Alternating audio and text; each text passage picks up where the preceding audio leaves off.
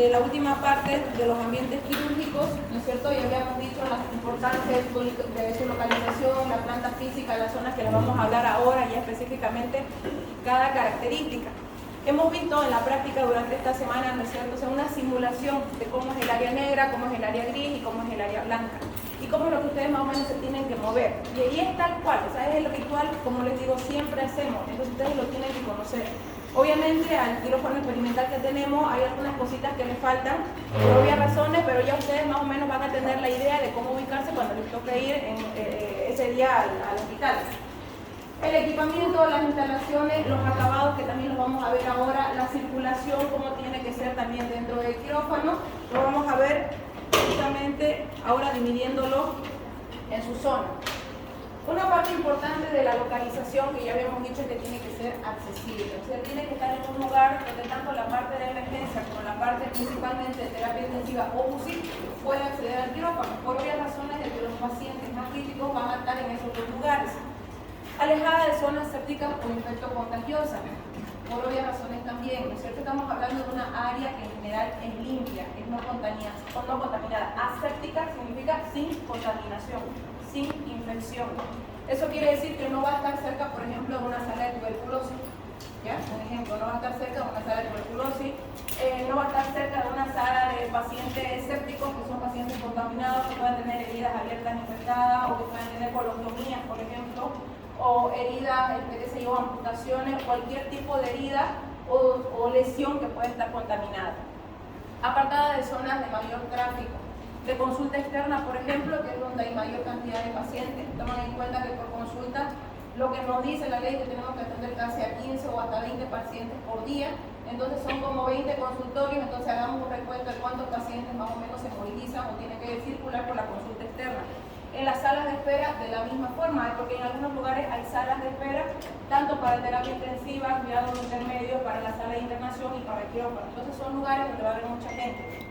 Y conectadas adecuadamente a la emergencia, ya, emergency room, por si acaso, emergencia, enfermería y terapia o UCI. Bueno, en nuestro caso principalmente UCI, pero en un hospital de segundo nivel no tenemos cuidados intermedios. Otras características respecto a las dimensiones del centro quirúrgico, como se los decía en la anterior clase.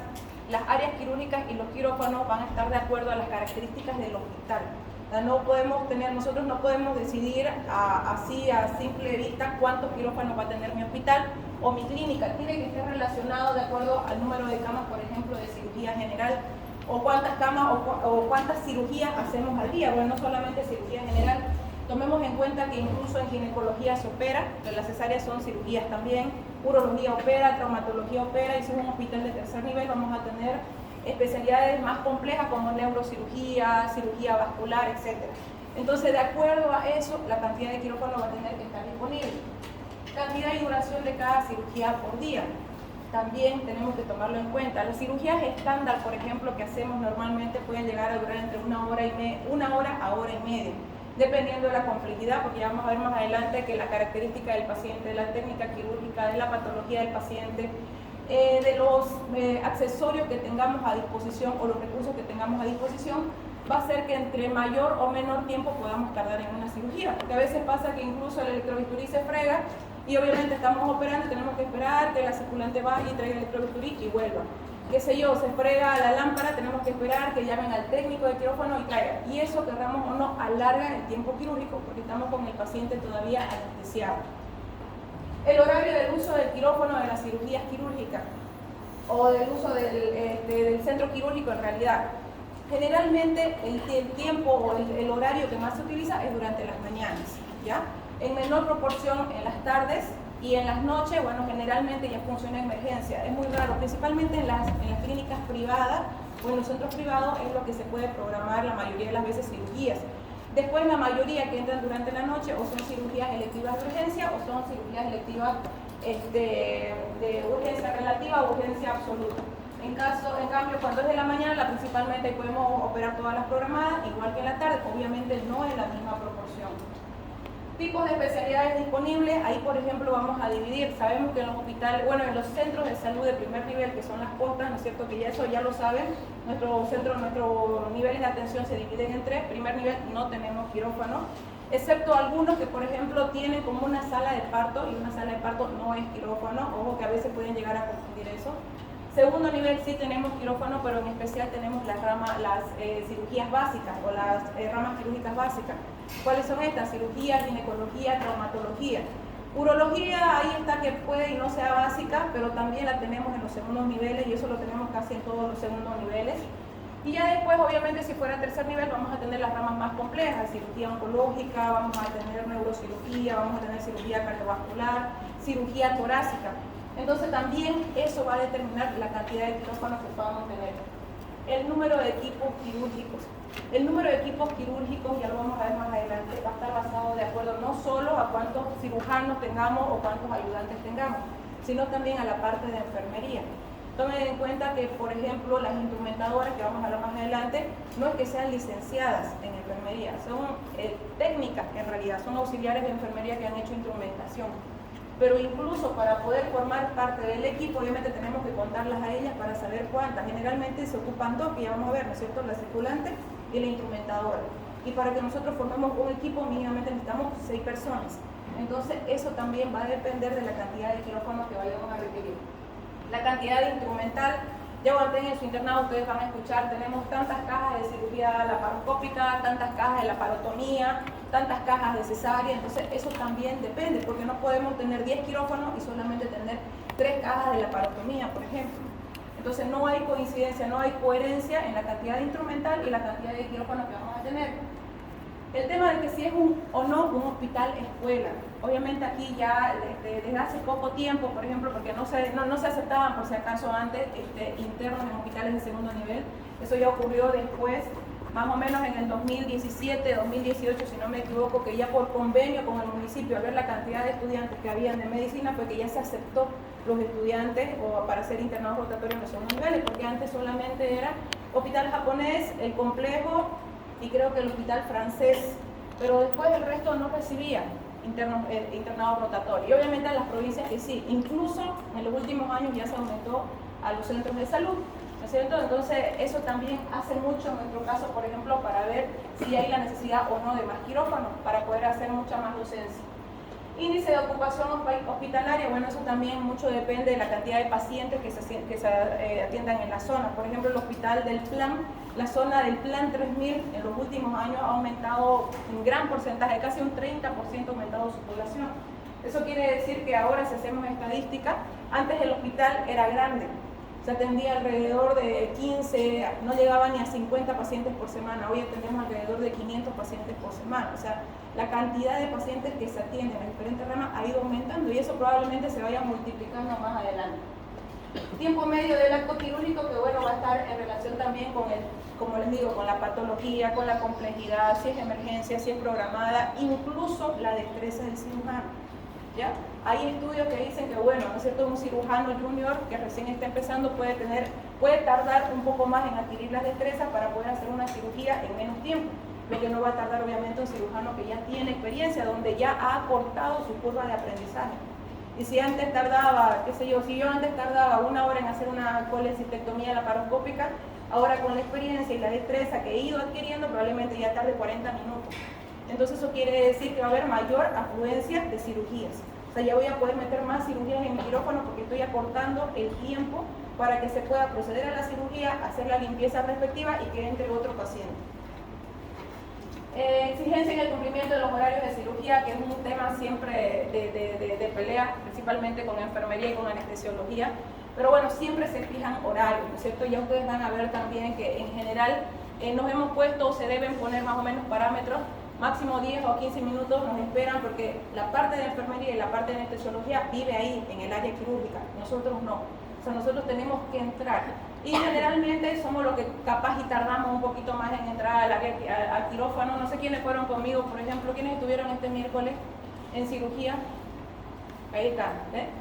Llegué como 15 minutos tarde, más o menos, ¿no es cierto? Pero ya estaba ahí la enfermera y el anestesiólogo, o sea, a eso me voy. Ellos viven ahí, probablemente quizás sí es un tema con todos los cirujanos. El número de salas quirúrgicas corresponde al 5% del total de las camas de cirugía. ¿Ya? ¿Qué quiere decir eso? Que si yo tengo 50 camas, sáquenlo a ver, si tengo 50 camas en el servicio de cirugía, ¿cuánto sería el 5% de 50?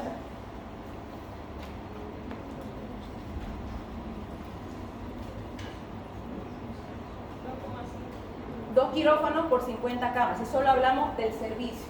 ¿Ya? Y un quirófano por cada 50 camas sensibles, eso tomando en cuenta el hospital. Imagínense que tenemos un hospital de 200 camas. ¿Cuántos quirófanos serían entonces? 4. ¿No es cierto? Tenemos, por ejemplo, la Caja Nacional de 400 camas. ¿Cuántos quirófanos debería tener? 8 quirófanos. El hospital japonés, por ejemplo, que es uno de los que tiene más quirófanos, no sé si alguien ha tenido la oportunidad de conocer la sala quirúrgica del hospital japonés.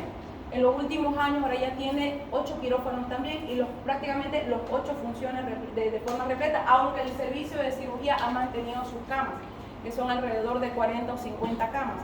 Entonces también mucho va a depender de la instalación del hospital como tal, y obviamente del nivel que se esté trabajando. ¿Cuáles son los componentes entonces que habíamos hablado? La zona negra, la zona gris y la zona blanca. Que eso es a nivel mundial. O sea, el quirófano que ustedes vayan, esta composición o esta clasificación o distribución de zona se mantiene de la misma forma. La zona negra, también llamada no restringida o de protección, permite el contacto del centro quirúrgico con el exterior. O sea, esto es el punto donde nosotros tenemos que cambiarlo. Por eso es cuando yo les digo en la práctica, de nada sirve que ustedes vayan directamente o lleguen con la pijama, porque si no, no estamos cumpliendo con el tema o con el propósito de la zona o de los componentes del área quirúrgica. Entonces tenemos que creer el hecho de que estamos en un área quirúrgica, pero cuando estén en su internado no es que van a llegar con su pijamita y van a entrar directo a quirófano, no, se van a tener que cambiar. Entonces por eso tenemos que respetar cuáles son las características o el objetivo de cada zona. En la zona de protección, porque es el lugar donde van a llegar y van a empezar a hacer el cambio de ropa para poder hacer el ingreso a la siguiente área. Primer zona de restricción es como una zona amortiguadora tal cual, ya, porque es una zona que me dice no puedes entrar con la ropa que tenés que cambiar. Tenemos que hacer el cambio de ropa justamente para evitar la contaminación. No nos olvidemos que estamos hablando de una zona que es limpia, una zona séptica. Aquí ya tenemos que colocarnos el atuendo adecuado. Comunica la zona gris con el exterior, obviamente del hospital. Y como les decía yo, o sea, hay una zona, y esto es lo que les comentaba, ya que si bien no lo tenemos acá, pero no lo hemos inventado, ¿no es cierto? Siempre hay como una grada o como una trampa donde ustedes se cambian. Pasan del área del vestidor, que es el área negra, y se colocan las botas para pasar al área gris, ¿ya? O sea, esto sí se tiene que hacer también de la misma forma. Área de acceso y protección. Ahora, aquí, por ejemplo, el tema de las oficinas puede depender, porque en algunos lugares, por ejemplo en el hospital, creo que se lo mostré también, la oficina está dentro del área gris. Eso quiere decir que la secretaria también se tiene que cambiar, hacer todo el cambio dentro del vestidor, ponerse las botitas y pasar por todo el pasillo hasta llegar a la parte de adelante, pero tiene que atravesar todo el área gris para llegar a la vitrina adelante. No sé si vieron, ¿no es cierto? Dice Secretaría de Quirófano. Eso formaría parte del área gris. O sea que las oficinas pueden estar en el área negra o pueden estar en el área gris.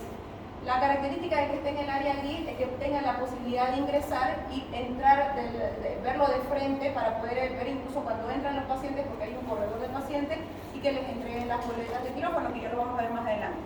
Aquí tenemos los baños, tenemos las duchas, tenemos los vestuarios. Aquí también el área de transferencia de pacientes también forma parte del área negra. Por ejemplo, en el hospital no tenemos como tal una área de transferencia, ¿ya? Ya les voy a mostrar cuando estén en el hospital, solamente hay una puerta que divide, que está prácticamente al frente de la oficina, pero en general hay como un corredor que sí efectivamente comunica el exterior directamente con el área gris, pero es un pequeño corredor, nada más. Entonces, ese corredor forma parte del área negra. Aquí también hay una parte del área negra que se caracteriza por la recepción de materiales y objetos usados de las cirugías. Bueno, que creo que no se lo mostré a los chicos que fueron, pero detrás de cada quirófano hay como una puerta de salida y un pasillo. Es por esa parte donde salen todos los desechos que hemos utilizado en la cirugía. O sea, no vuelven por el lado donde entramos normalmente, porque si no estaríamos contaminando todo el quirófano. Entonces hay una área de salida, hay como una puerta y un corredor que ya se los voy a mostrar también, ¿ya?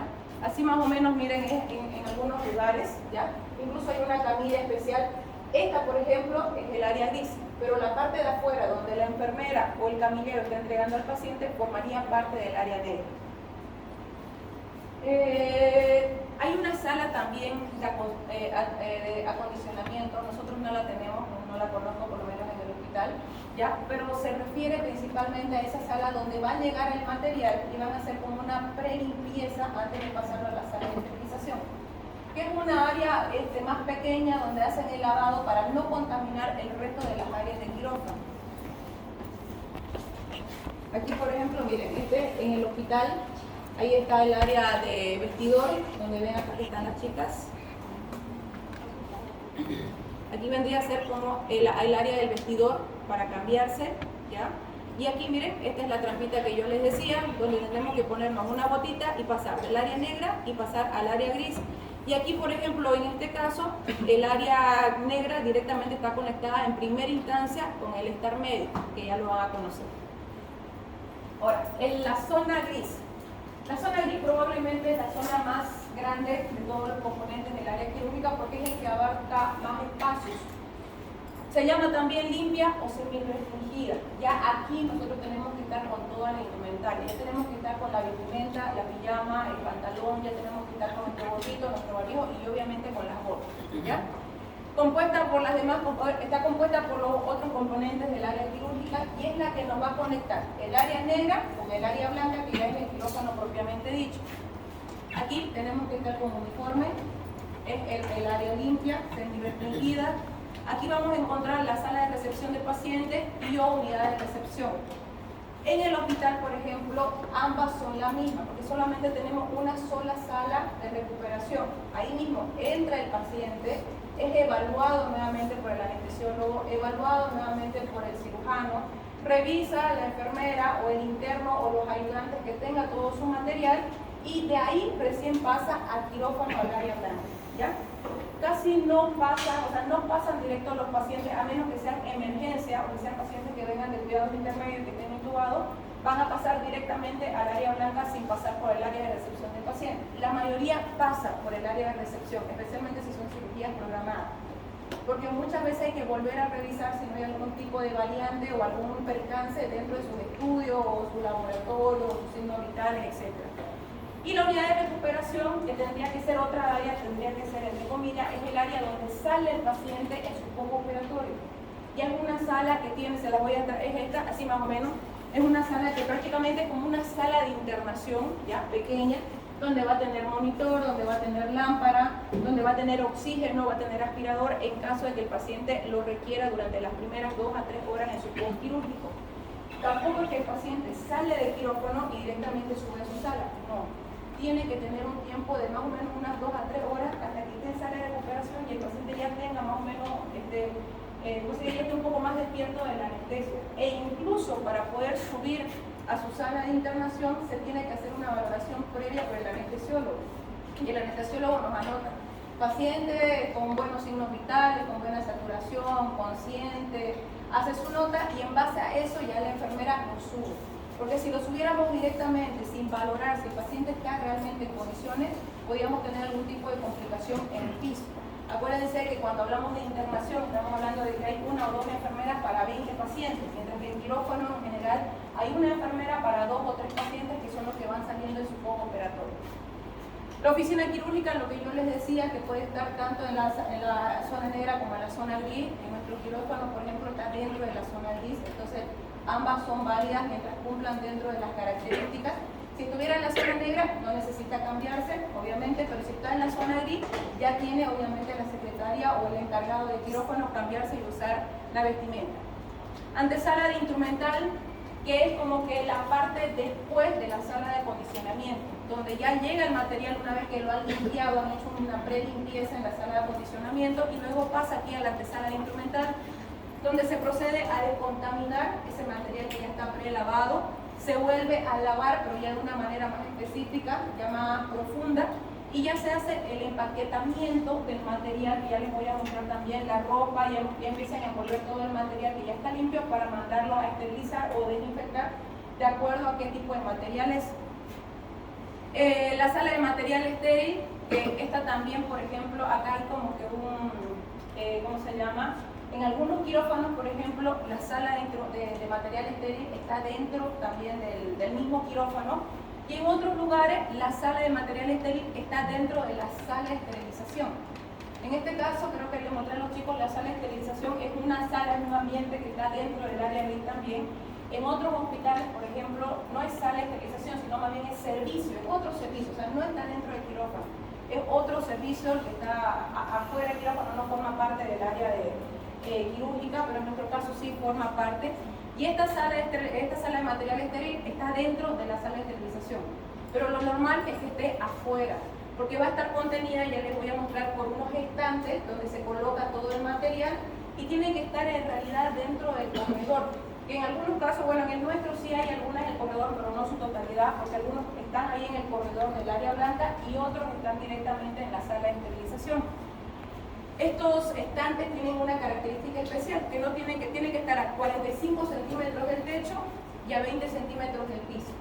Una vez que nosotros sacamos el material que ya está esterilizado, que ya se metió autoclave, ya se hizo todo el proceso, se lleva directamente todo el empaque y se coloca a esos estantes.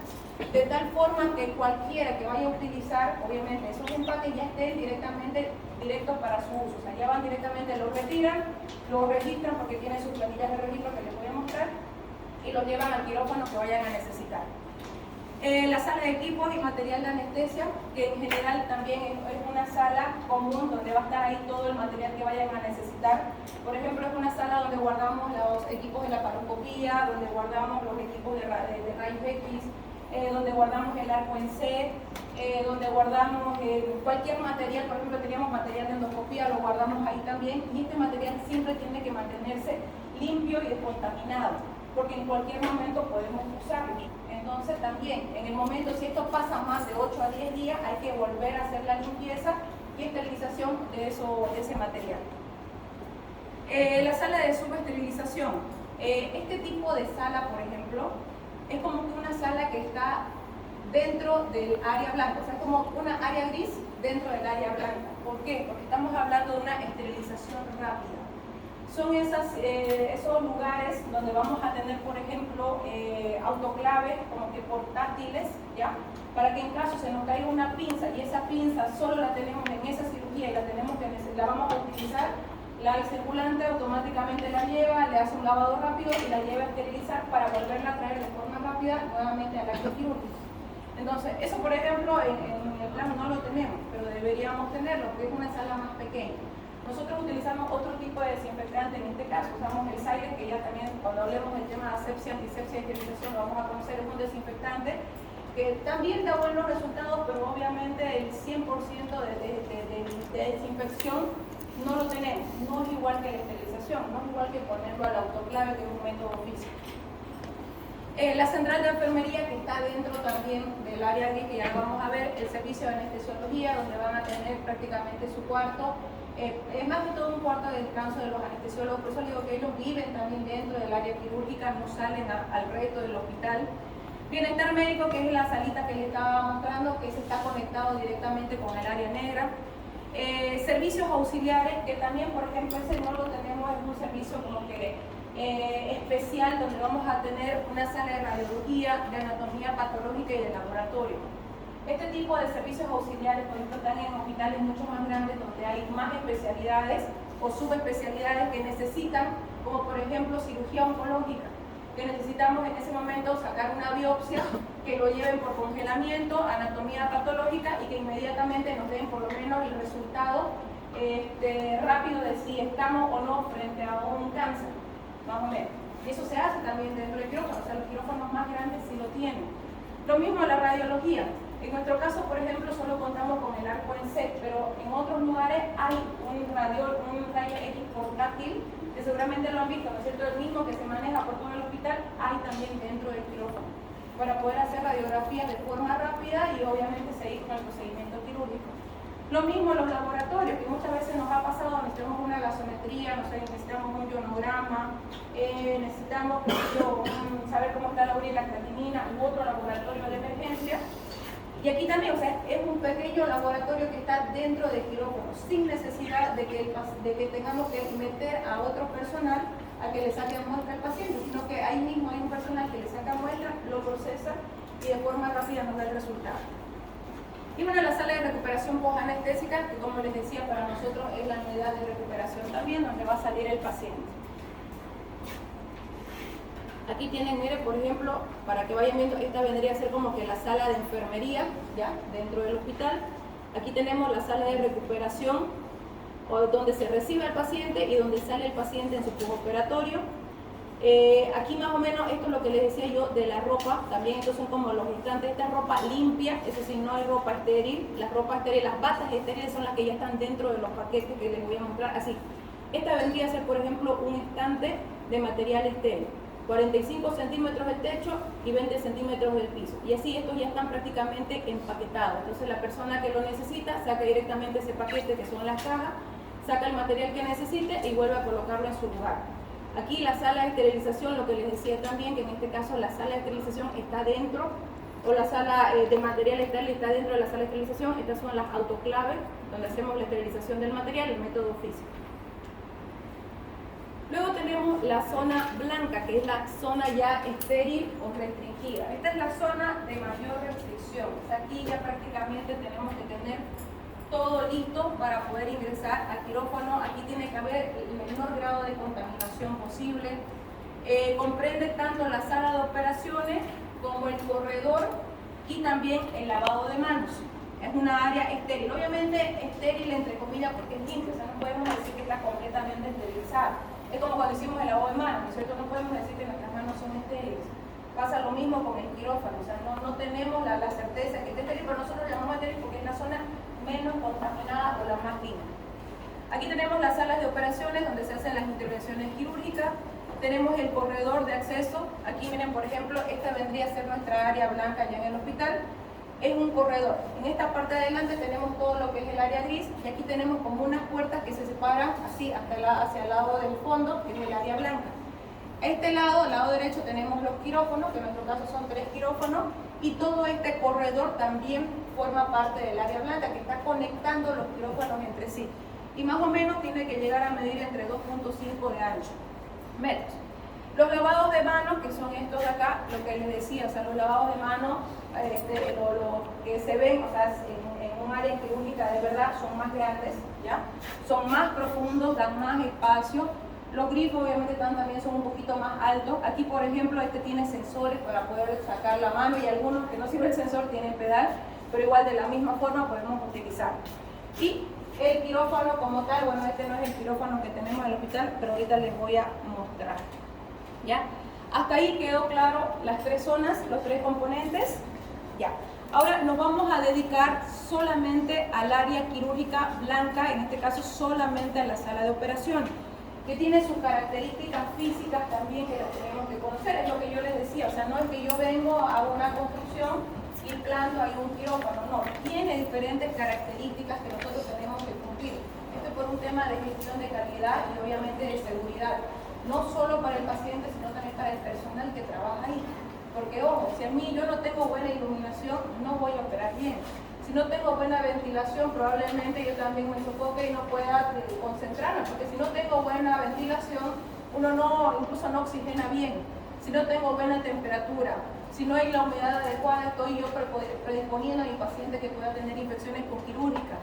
Piso, puertas de la forma adecuada, que no sean porosos, que no contengan bacterias o que no puedan, o sea, que no permitan que las bacterias se puedan posar o los microorganismos.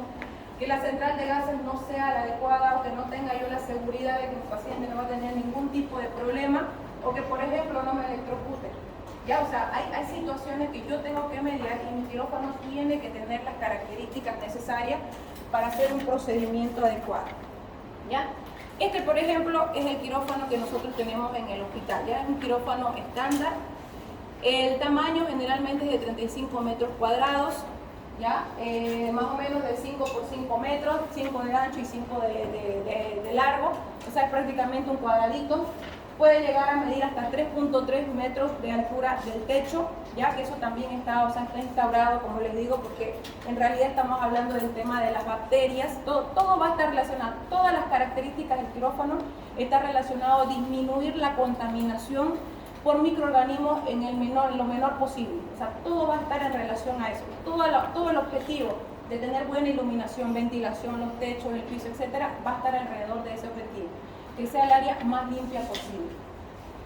Por ejemplo, en otros quirófanos, en otras especialidades como oftalmología, porque ojo, en oftalmología otorrinolaringología también se opera, ¿ya? O sea, son cirugías más minuciosas. En otorrino también se opera otorrinolaringología. El quirófano puede medir entre 20 a 25 metros cuadrados, es un quirófano un poco más pequeño. Y en caso de cirugías más grandes, como son por ejemplo las cardíacas, las torácicas, las de neurocirugía, el quirófano puede necesitar hasta 35 a 45 metros cuadrados. Eso depende mucho también, como ya les venía diciendo, de la cantidad de personas que ingresen. En una cirugía normal podemos ingresar en un quirófano estándar hasta 10 a 11 personas sin ningún problema, respetando todas las normas de bioseguridad de un quirófano. En un quirófano, por ejemplo, de oftalmología y otorrinolaringología, muchas veces solamente necesita estar el oftalmólogo y su instrumentadora. A veces no necesita ni siquiera ayudante, es muy raro. Y si necesita ayudante, estamos hablando de que que su equipo quirúrgico está reducido casi al 60%. Y el resto de las personas que están alrededor casi no son muy necesarias. Entonces, por eso son quirófanos más pequeños, porque no necesitan mucha cantidad de gente.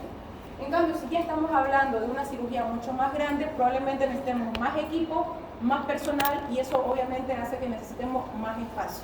Entonces, de acuerdo a eso es que se van también distribuyendo los espacios de los quirófanos. Las paredes y los techos también tienen sus propias características. Obviamente tienen que ser duros, tienen que ser lisos, ¿ya? El famoso cielo raso, que no tenga porosidades. No podemos ponerle ningún tipo, no sé si han visto esas porosidades a veces que le ponen, ¿no es cierto?, para estética, algo así. No, porque eso puede llegar a acumular también bacterias, ¿ya? O microorganismos, entonces no se puede. Tienen que ser impermeables, porque constantemente se está haciendo las limpiezas de quirófano. Y obviamente entre cirugía y cirugía también el personal de limpieza hace la limpieza de las paredes. Entre cirugía y cirugía obviamente lo hace de forma superficial utilizando ciertos químicos para que pueda dar curso a otro paciente. Y después obviamente hay las limpiezas profundas que se hacen cada 25 días, si no me equivoco.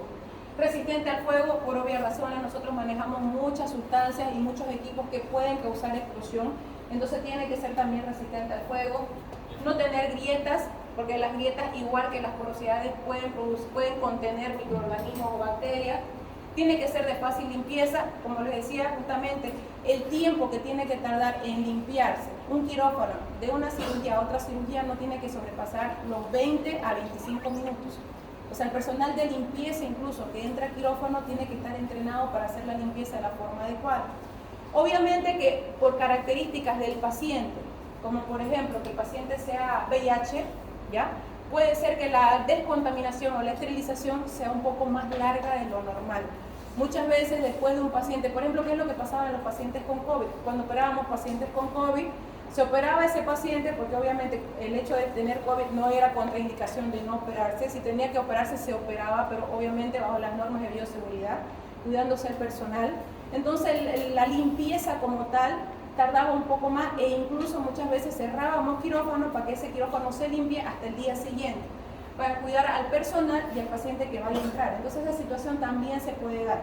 Pero en una situación estándar, por ejemplo, de una cirugía programada a otra cirugía programada, que no vaya a ser compleja, más o menos entre 20 y 25 minutos. No tiene que tener brillo las paredes ni los techos, porque el hecho de que pueda producir brillos, obviamente por el color de las paredes, puede dar un reflejo junto con la luz de las lámparas y obviamente puede disminuir o aumentar la necesidad de luz para el cirujano para poder operar.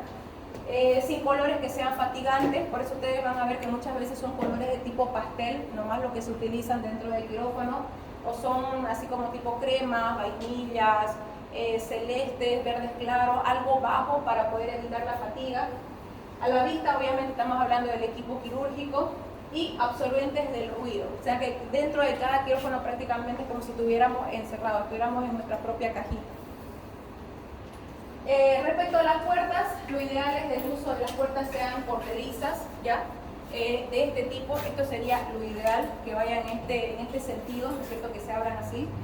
Las de vaivén también obviamente se siguen usando, en el hospital tenemos de vaivén, por ejemplo en las clínicas más grandes ya tienen las de corrediza. Más que todo es por un tema de que el hecho de que sean vaivén forman corrientes, que vamos a ver que el tema de las corrientes puede llegar a producir también una condición de producir o elevar bacterias o moléculas o microorganismos en el aire. Entonces por eso también no se prefiere que sean de vaivén. Las puertas tienen que medir 1.5 metros de altura y con un visor que mínimo tiene que tener 25 por 25. Allá en el hospital ya les voy a mostrar la ventanita, por ejemplo, generalmente es un poco más grande, casi la mitad de la puerta. El piso tiene que ser resistente al agua, ya, porque constantemente, como les digo, se está limpiando. Ese piso tiene que ser impermeable también. No tiene que ser resbaladizo para poder evitar los accidentes tanto del personal del traslado de los pacientes y del mismo paciente. No puede ser resbaladizo. Tiene que tener tiene que ser buen conductor de corriente, porque obviamente, por obvias razones, nosotros utilizamos muchos equipos que utilizan energía dentro del quirófano. Entonces, en caso no tengamos una buena distribución de la corriente, podríamos electrocutarnos. O sea, pasa y nos ha pasado y lo vamos a ver más adelante, incluso las lesiones con electrocauterio. Por la acumulación de las cargas electrostáticas. Entonces, sí o sí tiene que tener buena conducción. Esto es lo que les decía respecto a la ventilación, por ejemplo. Ya la ventilación dentro del quirófano debería tener buenos filtros, ya filtros eficaces para poder minimizar la turbulencia y con esto la contaminación ambiental. De preferencia, la ventilación tendría que ser en forma descendente, de arriba hacia abajo, para que pueda distribuirse mejor y evitar obviamente esa turbulencia. Lo importante de la ventilación es que remueva partículas en suspensión, de que impida la entrada de la contaminación, de que controle, nos ayuda. El hecho de que esté bien ventilado el ambiente va a ayudar a mantener buena temperatura y buena humedad, o sea, está relacionado. Y obviamente también el hecho de que esté bien ventilada la zona disminuye el hecho de que nosotros podamos intoxicarnos, principalmente el anestesiólogo, que lo vamos a ver más adelante, con los gases anestésicos. Fíjense ustedes que a mayor corriente de convección de aire, mayor es la turbulencia de las partículas que puedan estar contaminadas. Eso quiere decir que tenemos que tratar de no movernos mucho, de no hablar mucho, ¿ya? Aquí fíjense, entre más movimiento de personas hagamos, entre más calientes estén las lámparas, todo esto puede llevar a una turbulencia y una convección de gérmenes. O sea, las partículas se pueden esparcir por todo el quirófano, y más si estamos frente a un paciente con una cirugía que ya es una cirugía contaminada, una peritonitis, por ejemplo, peritonitis fecaloidea, una peritonitis apendicular, ¿qué más? Un absceso, que bueno, que es pus también, cualquier tipo de cirugía que se pueda considerar contaminada, una cirugía de un trauma, por ejemplo, una amputación que también es traumática. Entonces, todas esas circunstancias van a hacer de que haya una alteración a nivel de la ventilación. Entonces tenemos que tener buenos filtros de ventilación para poder evitar eso. Respecto a la temperatura y a la humedad, tiene que haber un equilibrio, es lo que yo les decía igual a la otra clase. En este caso, por ejemplo, nos tiene que interesar mucho el paciente, porque el paciente en realidad dentro del acto quirúrgico puede entrar en hipotermia. Y el hecho que entre en hipotermia puede alterar todo el proceso de la cirugía. Equilibrio entre el paciente y el personal. Se sugiere una temperatura de 19 a 21 grados centígrados. Ambiental, 24 a 26, justamente para mantener al paciente normotérmico. Para nosotros lo ideal sería 19 a 21. Tomen en cuenta que los que estamos dentro del campo quirúrgico, aparte de la pijama, tenemos la bata, y aparte de la bata tenemos las luces encima. Entonces pareciera que no calienta, pero sí calienta. O sea, sí hace calor. Pero no es que los doctores a veces sudan porque quieren sudar o transpiran por eso, sino que realmente a veces, y aparte la misma situación del acto que puede llegar a ser estresante. Entonces se puede pasar, o sea, no podemos deshidratar dentro del quirófano. Y el ambiente para el paciente como tal debería ser de 24 a 26 centímetros, como les digo. Esto principalmente precautelando que el paciente no entre en hipotermia, porque si entra en hipotermia, obviamente todo el proceso de la cirugía se puede alterar. La humedad relativa tendría que ser de 45 a 55%, ya que menor humedad favorece la propagación eléctrica, la pérdida de agua, y la mayor humedad favorece contaminación. O sea, fíjense que la humedad ideal va a ser entre 45 y 55. Si la tenemos menos de eso, puede haber una alteración eléctrica y pérdida de agua por parte del paciente. O sea, el paciente se nos va a deshidratar. Y si tenemos mucha más humedad, eso puede dar lugar a la propagación de más partículas infecciosas. Entonces, lo ideal es mantenerlo en ese rango.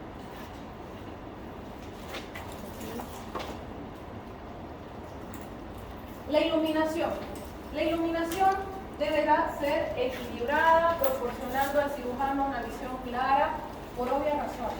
O sea, si no tenemos una buena iluminación, y quizás muchas veces el tema con el que peleamos, por eso es que la verdad es que la cirugía laparoscópica en ese aspecto nos ayuda mucho, porque lo que pudieron ver los chicos, ¿no es cierto? Tenemos ya directamente la pantalla y todos podemos ver la pantalla y casi no sufrimos de la iluminación en el campo quirúrgico, porque ya directamente la cámara tiene su propia fuente de luz. Pero cuando operamos cirugía abierta, donde necesitamos sí o sí este tipo de lámpara con foco multidireccional y no funciona o tiene algún defecto, sufrimos bastante porque no podemos ver bien las estructuras. Y no ver bien las estructuras significa que podemos tener complicaciones. El hecho de que haya buena iluminación hace de que incluso nosotros evitemos esforzar mucho la vista. Ojo, es una de las lesiones que se le puede pasar en el cirujano también.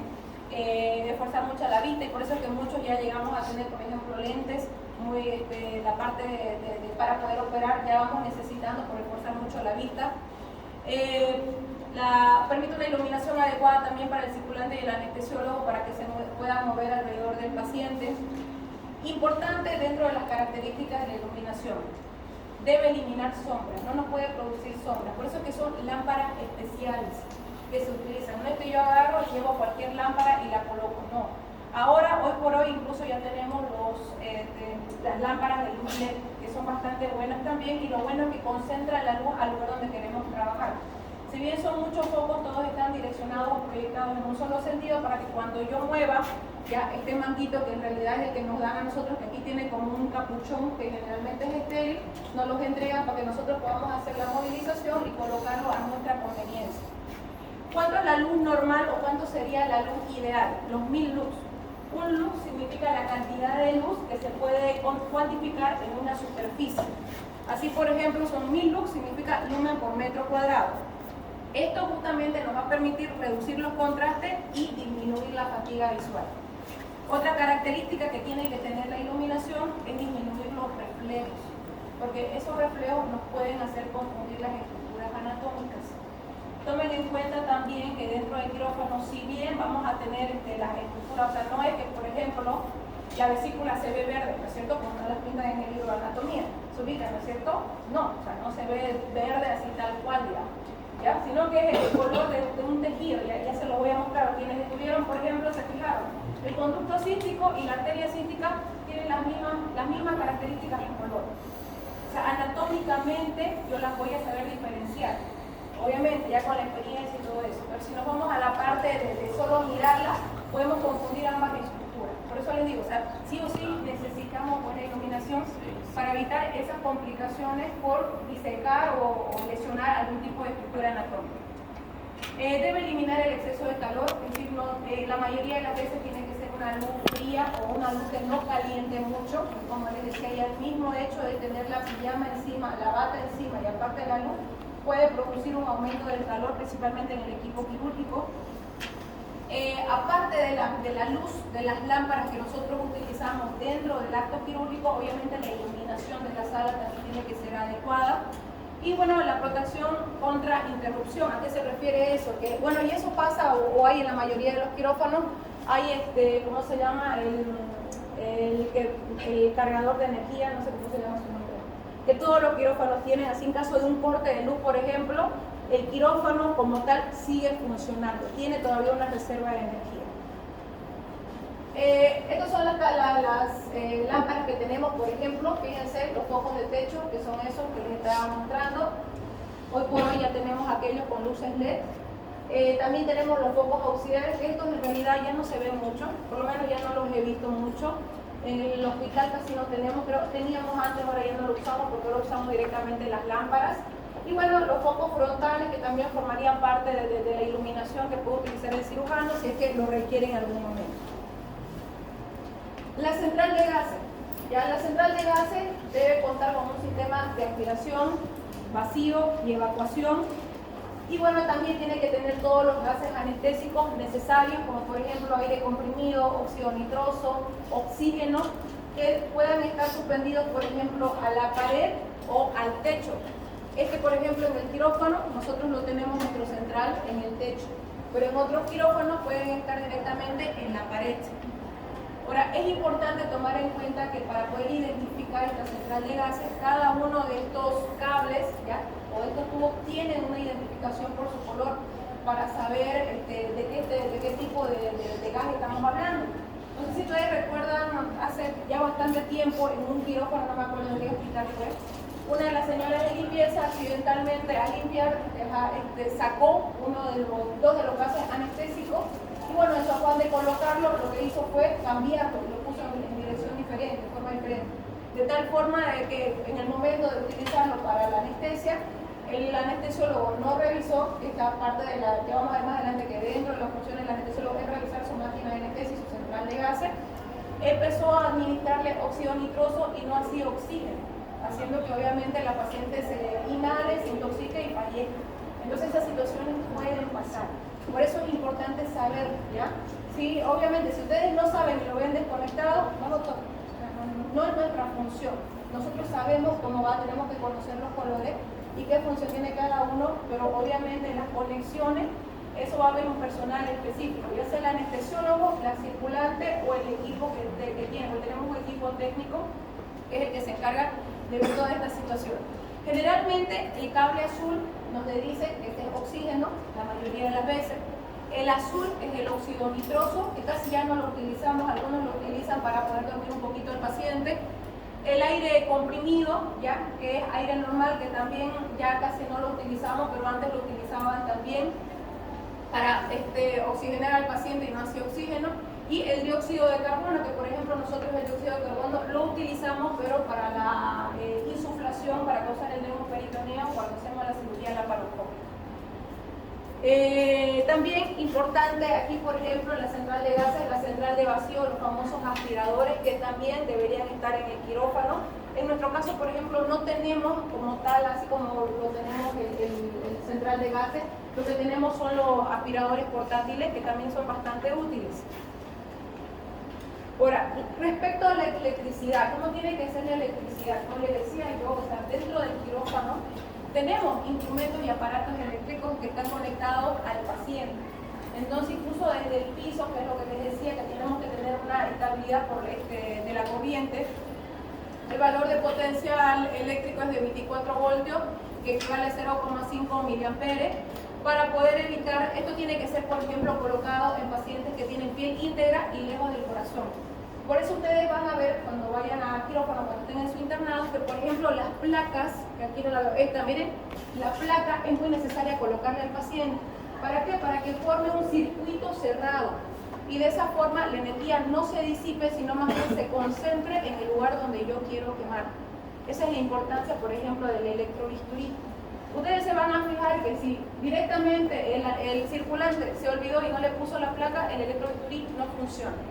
Y eso quiere decir que esa energía que yo estoy apretando y apretando, ¿y por qué no funciona el electrobisturí? Es porque no tiene placa, es porque la energía se está disipando por otro lado. Y es ahí donde podemos causar quemadura, en el paciente o en el personal, en el mismo equipo quirúrgico. Entonces es importante tomar en cuenta eso. Una característica importante, como les decía, es que hay que colocarlo en una piel que esté íntegra. O sea, no voy a ir y voy a colocar la placa en una herida o en una dermatitis que tenga el paciente. Tiene que ser en una zona lisa. Generalmente utilizan el muslo, ya sea adelante o atrás. A veces utilizan la parte ¿cómo se llama? De la pierna en la parte posterior. Utilizan también la escápula para colocarlo, ¿ya?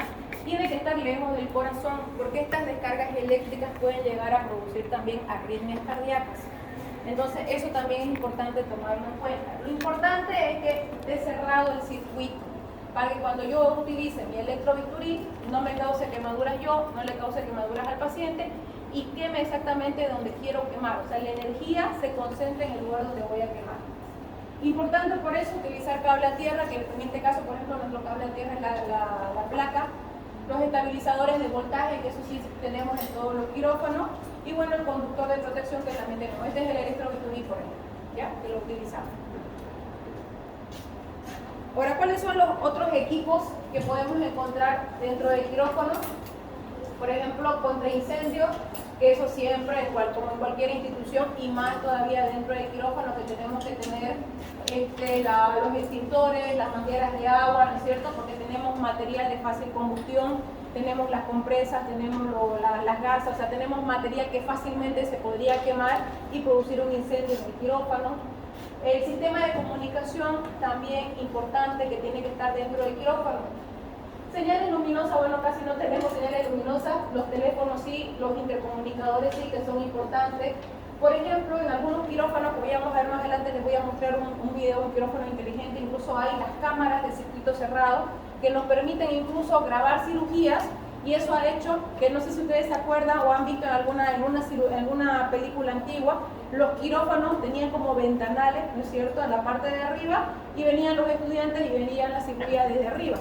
Entonces ahora ya no, eso ya ha quedado atrás, y ahora lo que se usa es directamente la cirugía o las cámaras para transmisión de circuito cerrado. Eso quiere decir que operan con una cámara que puede estar conectada directamente a la lámpara o desde otra proyección, y directamente se va a transportar o se va a reproducir en un auditorio, para que puedan ver todas las cirugías. También se puede hacer eso. Y de esa forma incluso se evita el tráfico de personas y de material dentro del mismo quirófano o alrededor del quirófano, que era lo que pasaba antes.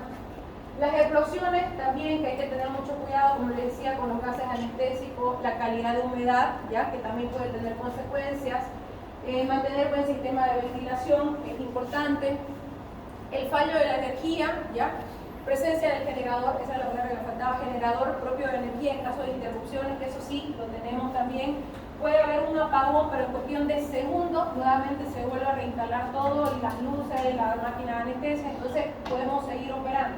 Obviamente que no es que estemos operando constantemente, ¿no?, sino que tenemos que, rápidamente tenemos horas hasta que ese generador deje de funcionar. Aquí miren, por ejemplo, en Ucrania, por los ataques y todo eso, en los hospitales utilizaban los generadores por los cortes de luz. Y bueno, el mantenimiento general, esto sí es muy importante, y obviamente este mantenimiento está a cargo del mismo personal de quirófano, del jefe, tanto cirujano de quirófano como el jefe de enfermería de quirófano, para poder garantizar la vida media de todos los equipos. Esto no solamente es seguridad, como les digo, para el paciente, es seguridad incluso para el mismo equipo quirúrgico que está utilizando los equipos. Porque si yo no estoy segura de que mi torre de laparoscopía no se le ha hecho mantenimiento, puede ser que durante el acto quirúrgico me falle, pero yo ya tengo al paciente anestesiado, ya lo tengo abierto. Eso significa que voy a tener que sacar todo mi material y hacerle la cirugía abierta. Y eso puede traer consecuencias no solo para el equipo, sino para el hospital, porque estamos obligados a garantizar la vida media de los equipos y de las instalaciones. Y obviamente que haya un buen funcionamiento de los aparatos para la seguridad del paciente, como le digo, para la seguridad del mismo equipo quirúrgico. Estos son los famosos quirófanos inteligentes, los que les decía, ¿ya? Que bueno, aquí no los he visto todavía en la INCOR, en la Foyanini, la Clínica Las Américas ya los tienen, donde ahí hay un sistema de infraestructura informático, o sea, ya todo está digitalizado prácticamente, incluso para entrar a los quirófanos tienen que tener su huella digital, o sea, no cualquiera puede entrar al quirófano, al área blanca como tal. Hay tecnología en la comunicación, permiten mejor ergonomía. La ergonomía es la posición que podemos tener nosotros como personal médico, como equipo quirúrgico dentro del acto quirúrgico, gracias a la presencia de las camillas, que si bien son articuladas, nos permiten a nosotros tener una mejor posición y evitar lesiones. Hay un mejor control del equipamiento, tanto médico como periférico, es decir, yo ya no tengo que salir, sino que directamente me comunico con la periferia y ya puedo tener toda la información de mi paciente. Acción de la telemedicina, es decir, yo llamo directamente o ahí por la misma computadora, en el registro verifico cuál era la hemoglobina de mi paciente y lo reviso, cuál era la radiografía de mi paciente, y directamente puedo tener la radiografía dentro de las imágenes de la computadora. Aquí, por ejemplo, también en estos quirófanos inteligentes prácticamente todos los equipos ya están conectados al techo. Miren aquí, por ejemplo, la torre de laparoscopía, las lámparas, la tele del arco en C, también aquí ya lo tenemos. Aquí, por ejemplo, tenemos los beneficios del quirófano inteligente, la actualización gracias a la tecnología, que incluso para ir mejorando la parte de los profesionales, porque obviamente esto va presentando mucho más la habilidad y la destreza que podamos tener, la productividad gracias al brazo de los equipos, la reducción del tiempo de la cirugía, mejor ergonomía, porque si tengo más equipos y más posibilidades o mejoras en el trabajo, obviamente mi trabajo tiene que ser mucho más eficiente. Integración y control, el centro de control, integración informática, adaptación de procedimientos quirúrgicos, respaldo legal que es muy importante, y eso, por ejemplo, ha hecho que todas estas clínicas puedan llegar a producir más, porque muchos colegas, muchos cirujanos prefieren tener la seguridad de operar a su paciente en un lugar que realmente les ofrece todas las ventajas para poder trabajar de forma tranquila. Lo que les decía, la conectividad, los videos, la telemedicina, la educación que se puede ejercer también en estos quirófanos. Les voy a mostrar de una propaganda de España, de un hospital público con un quirófano inteligente.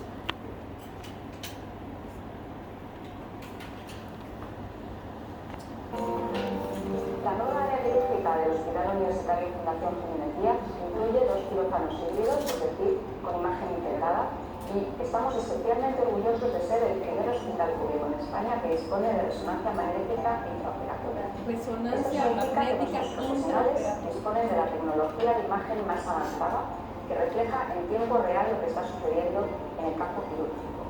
Las especialidades quirúrgicas que más se benefician de este tipo de salas son neurocirugía, cirugía vascular, cirugía torácica, cirugía ortopédica, especialmente en el área de la columna, y también la radiología intervencionista.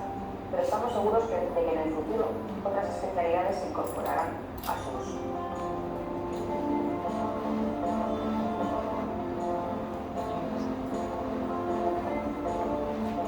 Quirófano híbrido es un quirófano que fusiona la actividad del quirófano con imagen del mejor equipo de radiodiagnóstico que tenemos actualmente. Esto nos facilita el poder hacer procedimientos que antes no hacíamos, hacer esos procedimientos con una mayor seguridad, con mejor calidad de imagen, usando menos contrastes, por lo tanto con mayor seguridad para el cirujano, mayor seguridad para el paciente, con menos problemas o menos posibles complicaciones a nivel nefrológico para el paciente, a nivel del riñón, y a la vez realizar pruebas en quirófano que antes necesitábamos realizar en una sala de radiodiagnóstico. Por lo tanto, podemos evitar duplicar ese tipo de pruebas.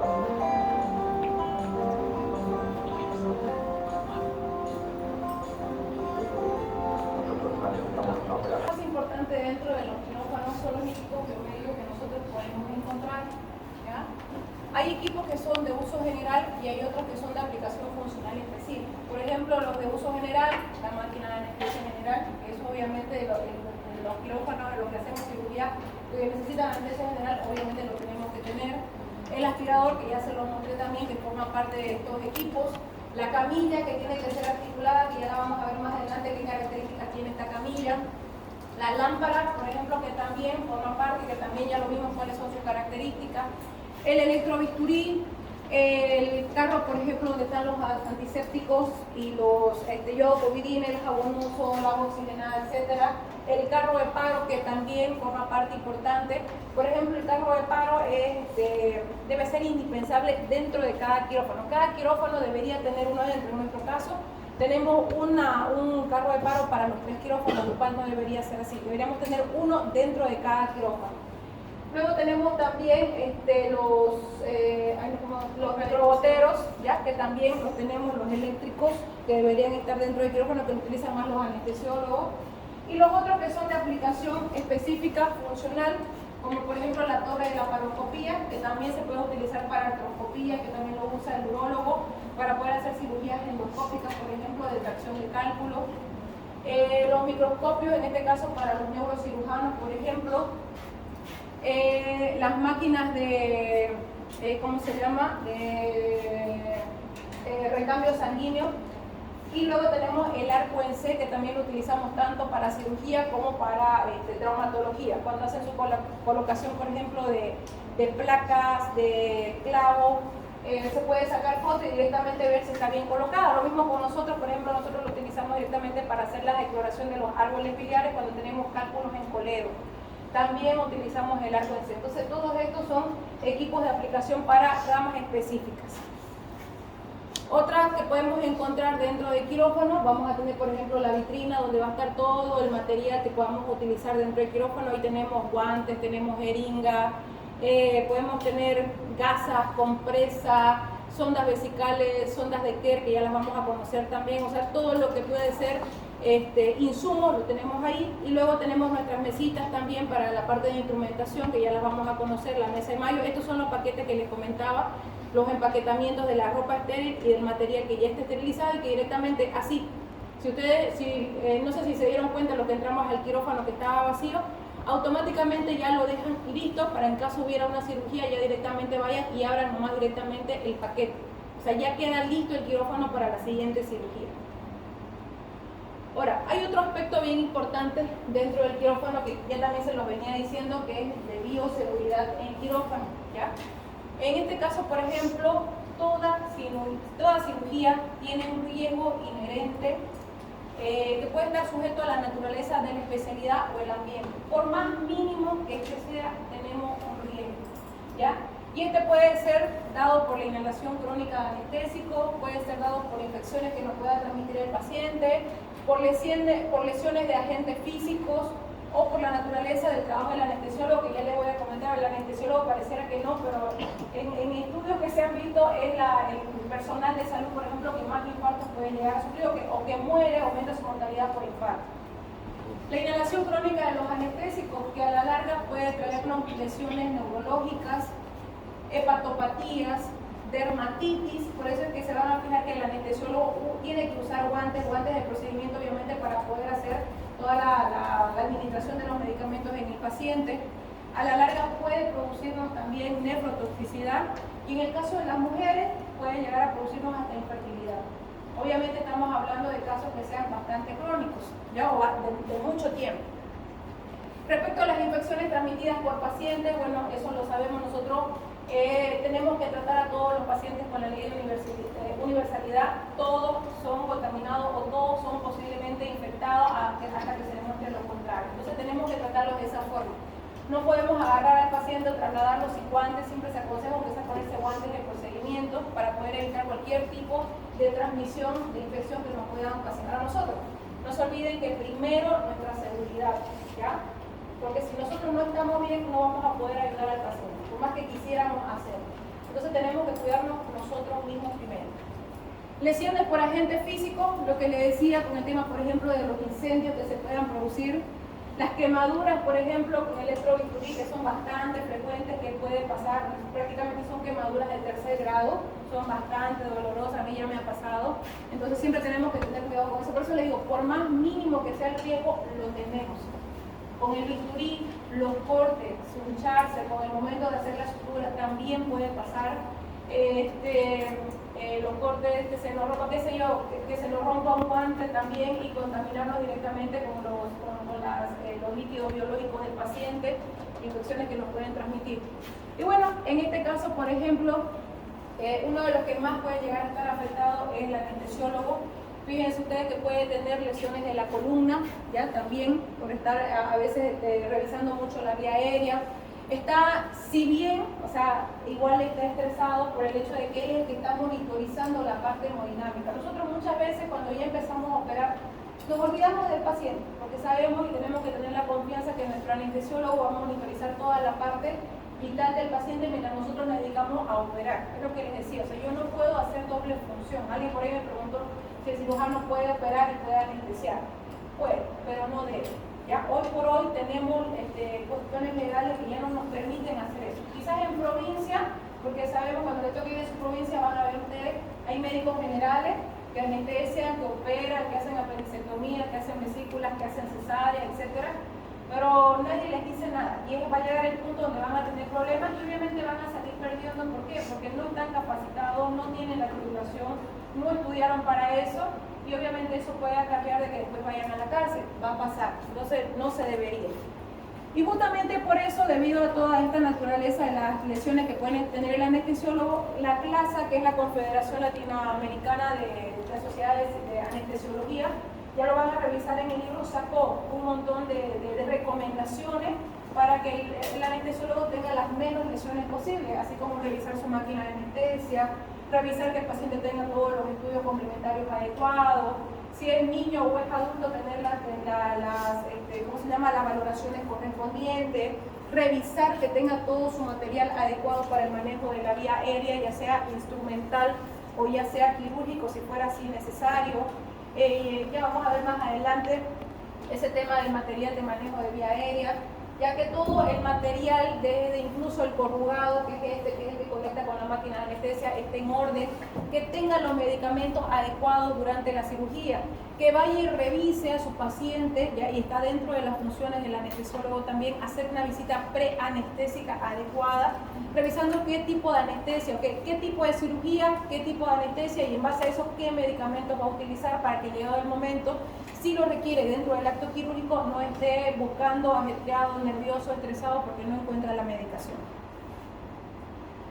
Hasta ahí, chicos, ¿alguna pregunta?